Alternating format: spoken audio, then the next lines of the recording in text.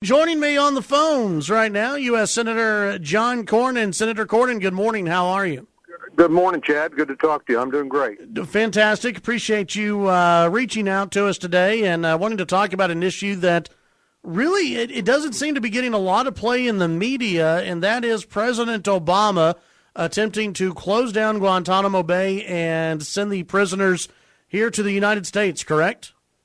Yeah, that's what the rumors are, and of course, this would be in defiance of several laws that Congress has passed and that the president himself has signed that would prevent it. Like so much of what the president is doing these days, he doesn't appear to have any end game or any strategy, and there are just a lot of questions many of us have, and I'm sure many Texans have, about why in the world would you want to close this facility about 90 miles off our shore and bring those people here. I just don't think it makes any sense, and we're going to do everything we can to make sure it doesn't happen. Well, now this was part of a, if I remember correctly, a defense policy bill that the president is either expected to sign or he already has signed that right. would have banned any transfer of prisoners from Guantanamo Bay to the United States, correct? I mean, that's something. Exactly. Okay.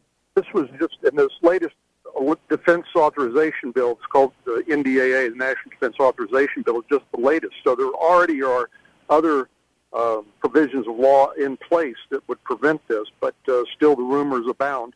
And, of course, we're concerned that the president might try to do this on sort of a late Friday afternoon when people aren't paying that much attention. Right. Well, what the supporters of President Obama say is that he has the power to basically go to war. He has the power to bring prisoners and put prisoners anywhere he wants. I'm assuming that Republicans and constitutional experts would read this differently, correct? Absolutely. Absolutely. Well, this reminds me of his unprecedented overreach and executive action on immigration, where despite the fact that the Constitution clearly provides for immigration policy to be made by the Congress, of course, working with the president, that he decided to try to go it alone, and of course that resulted in a injunction against that illegal policy, which has now been upheld by the Fifth Circuit Court of Appeals just this last week. So I presume if the president tries to do this, that we'll end up going to court and getting the same sort of injunction that was gotten against his executive action on immigration. Is that where this is? You really think this is going to play out? I mean, just like immigration, it seems that we're going to rely on the courts and hope that the courts actually roll in the right direction here. Is that the only move that the Senate or those in Congress can make? Well, as you've seen, we've done our job, which is to pass a law prohibiting it, but there's really nothing we can do to stop a lawless president who violates the law. And the best place to go is, as a recovering judge myself for 13 years in Texas, I can tell you that I think that's probably the best place for us to go and shut this thing down before it gets out of control. Well, it's something definitely to watch. Is this something that we're expecting to come down soon from the president? Yeah, it wouldn't surprise me at all. As you know, there's that it could come down as early as this afternoon. As you know, there's this practice now in Washington, D.C., and maybe it's long-standing practice to have a news dump on a late Friday afternoon when people aren't paying much attention and heading out of town.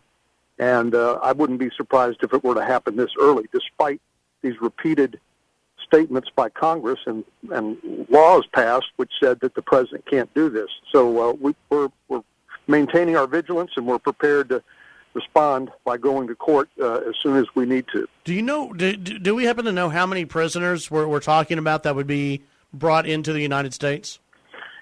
I can't recall the exact number. It's well over 100 right now. I want to say roughly 130.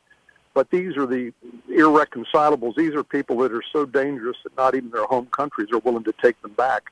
And as you know, the president traded a number of Taliban commanders for Bo Bergdahl and sent them to, I believe it was Qatar, on the promise that they would keep an eye on them for a while. But this is just reckless. And these are people that literally have American blood on their hands and have been who are not going to be rehabilitated, and we need to treat them as the enemies that they are. Visiting with U.S. Senator John Cornyn. Before I let you go, we have about a minute left here. What is the end game here for the president? What would be the reasoning for the president to close Guantanamo Bay, bring some of the most dangerous prisoners from there into the United States? How does he benefit from this? How does the United States benefit?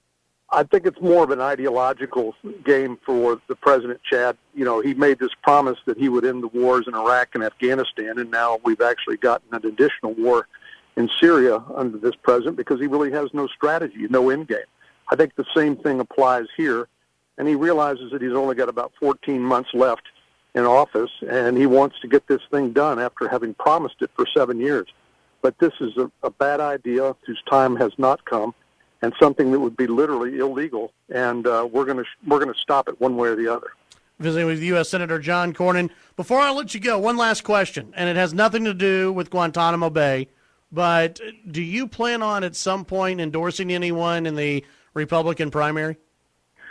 You know, I probably don't, Chad. As you know, in the Senate, my job is to try to work with our entire group of 54 senators to try to get us all united and pass legislation like the repeal of Obamacare vote that we've got coming up soon. And with several of my colleagues, including Ted Cruz, running, I think that's a problem. And I just think that, you know, people aren't so much interested in what elected officials think. They're going to make their own informed choices based on what they see in these debates and in these campaigns, and I'm fine with that. All right. Senator Cornyn, appreciate your time today. Would love to have you on in the future to talk more about this, the presidential campaign just in a general sense and, sure. The tone and direction of where it's going. So hopefully we can visit happy with to you do soon. that. Great. Thanks, Chad. Senator, Bye-bye. Thank you very much. That's Senator John Cornyn. We'll try to get him on the show here in the next week or so to talk about the direction of the GOP primary.